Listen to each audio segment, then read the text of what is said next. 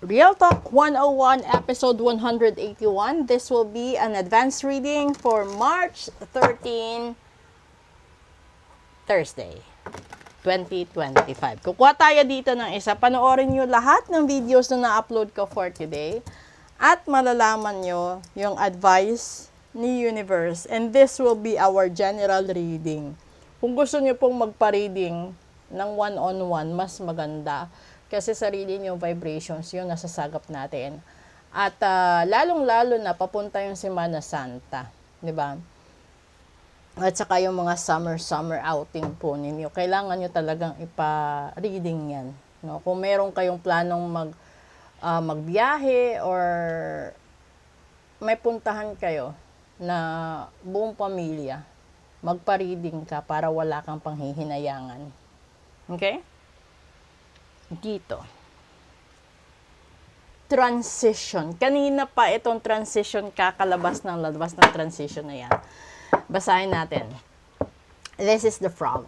This is a powerful time of change and you are being called to connect with the world of emotions and feminine energies. You may also need to engage in a process of cleansing, whether it's physical, emotional, spiritual, or energetic. O, diba?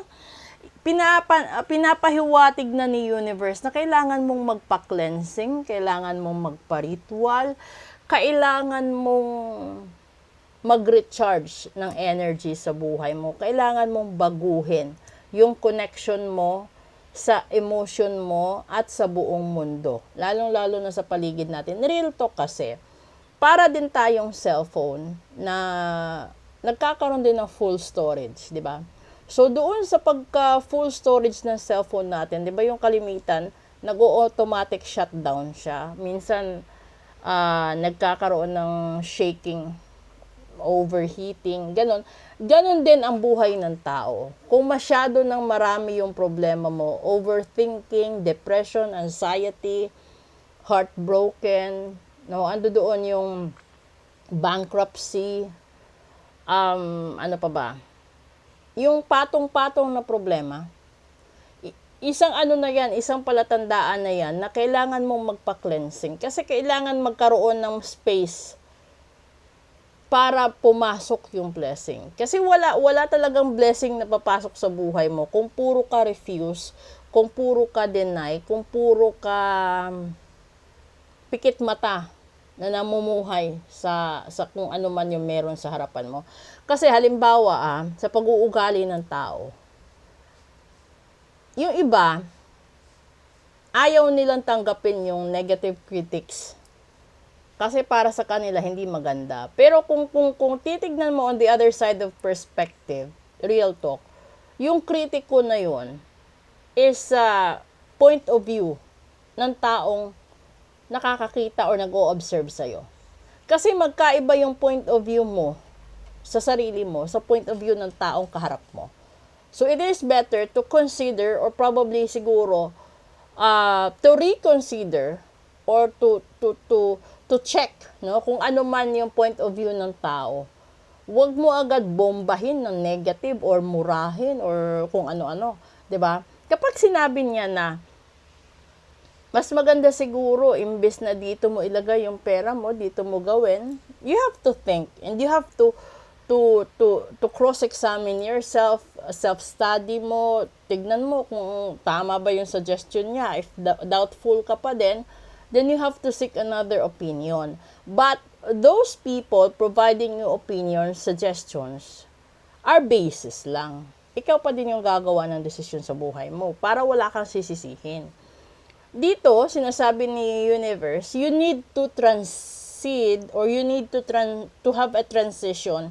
Ibig sabihin, kung nasa negative na side ka ngayon ng buhay mo, gumawa ka ng paraan. Paano ito ma-cleansing para gumaan? Ang takbo ng pera, pasok ng negosyo, paano gumaan yung vibration sa pamamahay, paano kayo magkamabutihan ng mahal mo, magkaayos yung relasyon, i-cleansing yung bahay, cleansing yung negosyo, yung kotse, yung motor, kung ano pa yung taong nandiyan or gamit na nandiyan na dapat i-cleansing. Kung hindi mo alam, pahulaan mo, alin diyan sa gamit na yan ang dapat tanggalin, ayusin, ipamigay para mawala yung mga negativity.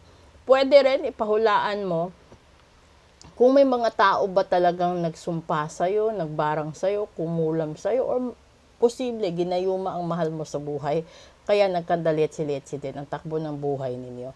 Kasi, kapag yung anak mo, no, nagkakasakit, tapos, hindi pa siya tapos doon sa sakit niya, may another problem na naman, ibig sabihin, binabato ka ng kamalasan ng mga taong ayaw sa'yo. So, alamin mo kung sino yung mga taong yun para maiwasan mo. Kasi minsan, tanggapin man natin o hindi, minsan kasi nasa circle of family lang natin, minsan nasa circle of friends lang din natin. So, kung gusto mo malaman kung sino-sino sila, mag-book ka ng full private reading, nakapin po dyan yung messenger ko. You have to scan that QR code and it will redirect you doon po para ma-chat nyo at magkaroon tayo ng conversation. Kasi po dito, hindi tayo makakapag-send ng mga photos. We can only share the post but not the photos itself. So, yun na po. Kung gusto nyo pong magpa-cleansing emotionally, spiritually, at saka magpagamot, no, sa mga sakit po ninyo na talagang dulot ng kulambarang at sumpa. Yun na po yun. Kung meron mang death chain na dapat putulin or dapat isumpa din, then let me know po para magawan po ng paraan at wala ng buhay na masasayang. Okay? So maraming salamat po sa suporta ninyo. Please do follow, like, and share and support my YouTube channel as well. Nandyan po yung icon sa ibaba ng profile picture ko. At yun na po yun. Thank you. Good afternoon.